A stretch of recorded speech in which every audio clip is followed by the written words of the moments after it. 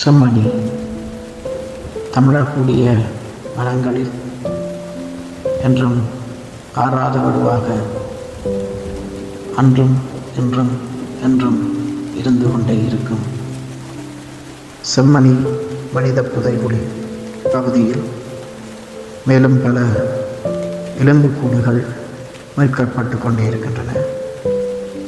அது கிட்டத்தட்ட 400 தாண்டி இன்னும் அதிகரிக்கும் என்கின்ற அச்சம் அந்த அகழ்வு பணியில் ஈடுபட்டு கொண்டிருக்கின்ற அந்த குழுவிடம் அதே வேளையில் தமிழ் மக்களிடமும் தோற்றுவித்திருக்கிறது.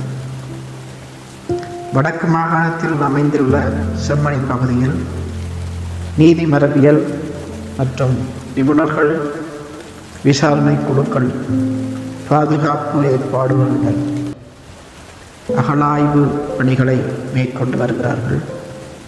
அவர்கள் கண்டுபிடித்துள்ள மனித எச்சங்கள் சாதாரண போர்க்கால அடக்கங்கள் அல்லாது மாறாக திட்டமிட்டு மேற்கொள்ளப்பட்ட கொலைகளுக்கான சான்றுகளாக அங்கே தோற்றமளித்து நிற்கிறது. சில எலும்புக்கூடுகள் கைகள் பின்னால் கட்டப்பட்ட நிலையில் கண்டுபிடிக்கப்பட்டுள்ளதாகவும், மேலும் சில உடல்கள் கண்கள் கட்டப்பட்டிருந்ததாகவும் அங்கே சான்றுகள் கிடைக்கப்பெற்றிருக்கிறது. இவை அனைத்தும் பாதிக்கப்பட்டவர்கள் கைது செய்யப்பட்ட பின்னர் அல்லது அவர்கள் கைது செய்யப்பட்டவர்களுடைய கட்டுப்பாட்டில் வைத்து பின்னர் கொல்லப்பட்டிருக்கலாம் என்கின்ற சந்தேகத்தை வலுப்படுத்தி இருக்கிறது. உடல்கள் மிகவும் நெருக்கமாகவும் ஒழுங்கேற்ற முறையிலும் ஆழமற்ற குழிகளில் உடைக்கப்பட்டிருந்தன. பல உடல்களில் ஆடைகளும் காணப்படவில்லை. இதனால் இது சாதாரணம் அல்ல, மாறாக கொலை செய்யப்பட்டவர்களின் உடல்களை மறைப்பதற்காக அவசரமாக புதைக்கப்பட்டிருக்கலாம் என விசாரணையாளர்கள் கருதுகிறார்கள். மிகவும் வேதனைக்குரிய விடயம் என்னவென்றால், குழந்தைகள் மற்றும் சிறுவர்களின் எலும்புக்கூடுகளும் இந்த பகுதியில் கண்டுபிடிக்கப்பட்டிருக்கின்றது.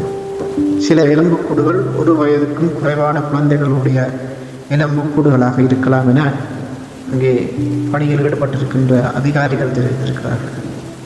இதேபோல அந்த குழந்தைகளோடு பால் போத்தல்கள், சிறிய காலணிகள், விளையாட்டுப் பொருட்கள் மற்றும் பழைய பாடசாலை கைப்பை போன்றவையும் அங்கே விற்கப்பட்டிருக்கின்றன. இதனால் தனிநபர்கள் மட்டுமன்றி குடும்பங்களும் இந்த வன்முறைக்கு பலியாகி இருக்கலாம் என்ற அச்சம் எழுந்திருக்கிறது. செம்மணி புதைகுழி முதலாக 1998ஆம் ஆண்டு வெளிச்சத்துக்கு வந்தது. அப்போது நடைபெற்ற ஒரு கொலை வழக்கு குற்றவாளியாக தண்டிக்கப்பட்ட இராணுவ வீரர் ஒருவர் கைது செய்யப்பட்டு காணாமல் போன பல தமிழர்களின் உடல்கள் செம்மணி பகுதியில் புதைக்கப்பட்டுள்ளதாக நீதிமன்றத்தில் சாட்சியம் அளித்திருந்தார்.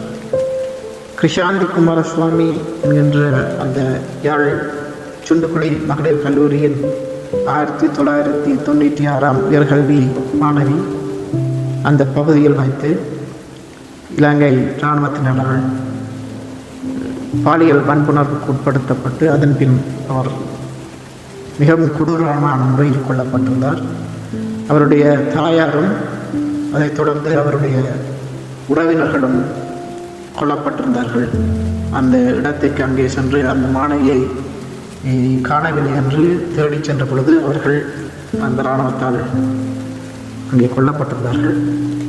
பெரும்பாலான பாதிக்கப்பட்டவர்கள் 1995 மற்றும் 96 காலப்பகுதியில் கைது செய்யப்பட்டு காணாமல் போன தமிழ் இளைஞர்கள் மற்றும் பொதுமக்கள் என நம்பப்படுகிறது.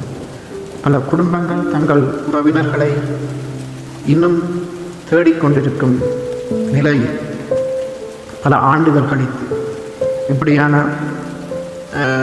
நிகழ்வுகள் அவர்கள் மனதை இன்னும் ரணமாக்கி கொண்டுதான் இருக்கிறது. இன்றும் பல சாட்சிகள் மற்றும் தகவல்கள் அறிந்தவர்கள் அதை சொல்ல முன்வர தயங்குகிறார்கள். அச்சுறுத்தல்கள், கண்காணிப்பு மற்றும் நீண்ட காலம் நிலவி வரும் தண்டனையின்மை மற்றும் இனவாத கலாச்சாரம் போன்றவை அதற்கு காரணமாகும். இந்த புதைகுழி தொடர்பான தகவல்கள் பல ஆண்டுகளாக அதிகாரிகளுக்கு தெரிந்திருந்தும் முழுமையான விசாரணைகளை தொடர்ந்து தாமதப்படுத்தப்பட்டன அல்லது கட்டுப்படுத்தப்பட்டன. ஆரம்பகட்ட அகழ்வுகளில் உடல்கள் கண்டுபிடிக்கப்பட்ட போதும் பல ஆண்டுகள் விரிவான விசாரணைகள் முன்னெடுக்கப்படவில்லை. தற்போது மீண்டும் நடைபெற்று வரும் அகழ்வு ஆராய்ச்சி என்பது செம்மணி புதைகுழியின் உண்மையான அளவையும் அங்கு என்ன நடந்தது என்பதையும் வெளிக்கொணரும் முக்கியமான முயற்சியாக கருதப்படுகிறது. பல தசாப்தங்களுக்கு பின்னும் நீதிக்கான காத்திருக்கும் குடும்பங்களுக்கு இந்த விசாரணைகள் உண்மையை அறியும் மற்றும் பொறுப்பு கூறுதலை உறுதி செய்யும் ஒரு முக்கிய வாய்ப்பாக அமையப்பட வேண்டும் என்பதே எல்லோருடைய கருத்து. அதேவேளை இந்த கொடூரத்துக்கு எதிராக தமிழ் மக்கள் பெரிய அளவில் இன்னும் குரல் கொடுக்கவில்லை. நிச்சயமாக உலகம் தழுவிய ரீதியில் தமிழ் மக்கள் ஒன்றாக இணைந்து இந்த மனித உரிமை மீறலுக்கு எதிராக குரல் கொடுக்க வேண்டும். அங்கே பாதிக்கப்பட்ட அந்த குடும்பங்களுக்கு அதற்குரிய இழப்பீடுகள் கிடைக்கப்பட வேண்டும். அங்கே யார் கொல்லப்பட்டார்கள் என்பதை அந்த ஆராய்ச்சிகள் மூலம் அகழ்வாராய்ச்சிகள் மூலம் கண்டுபிடிக்கப்படுகின்ற அந்த எலும்பு கூடுகளை வைத்து அதை பரிசோதித்து உரிய முறையில் அதை தெரிவிக்க வேண்டும், வெளிப்படுத்த வேண்டும் அந்த குடும்பங்களுக்கு. ஆகவே தமிழ் மக்கள் ஒன்றிணைந்து இதற்கான குரலை நிச்சயம் கொடுக்க வேண்டும். மௌனமாக இருந்து எங்களுக்கு எதிராக நடத்தப்பட்ட இந்த கொடூரமான உரிமை மீறலை, படுகொலைகளை நாங்கள் கண்டிக்காமல் கடந்து செல்வது என்பது எம் இனத்துக்கு நாங்கள் செய்யும் மிகப்பெரிய துரோகம். ஆகவே இனமாக நாங்கள் ஒன்றாகவும் இந்த கொடுமைக்கு எதிராக நாங்கள் உலகம் தழுவிய ரீதியில் குரல் கொடுப்போம். அங்கே இருக்கின்ற மனித உரிமை அமைப்புகளுக்கும் உலக சார்ந்த இந்த மனித உரிமை சேவையாக செயற்படுகின்ற தனிநபர் மற்றும் குழுக்கள் இவை அனைத்துக்கும் இவற்றை நாங்கள் தெரியப்படுத்தி அவற்றின் மூலம் அவர்களுக்கு ஒரு அழுத்தத்தை கொடுத்து இந்த விசாரணைகளை துரிதப்படுத்தவும், அதே நேரத்தில் தமிழ் மக்களுக்குரிய அந்த நீதியான தீர்வை கிடைப்பதற்கும் நாங்கள் வழி செய்ய வேண்டும். அதற்காக அனைவரும் நாங்கள் ஒன்றாக குரல் கொடுப்போம், இனமாக ஒன்றாக நீதிக்காய் குரல் கொடுப்போம். நன்றி, வணக்கம்.